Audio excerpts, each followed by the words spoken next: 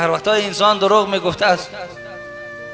ملائکه ها که خداوند ملائکه های را نزد ما و شما گذاشته است، برای نگاه و بین ما و شما گذاشته است، اونها از پهلوی ما میگریختند، میلند، با مقدار میل از پهلوی ما میگریختند. من نتن ما جاء به،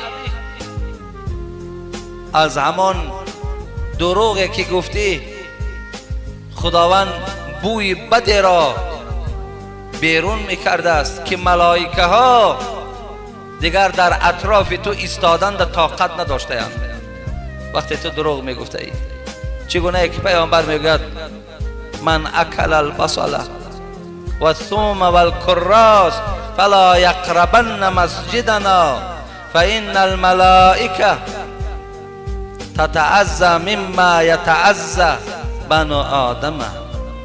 خیلی که یک آدم پیاز میخورد یا چسناک میخورد یا یگان نمود علفهای بویناک میخورد، پیامبر گفتند شما به مسجد ما نزدیک نشوید، زیرا ملائکه ها آزار میابند از آن بویی که در پهلوی تو بوده که برادرهات آزار یافتند.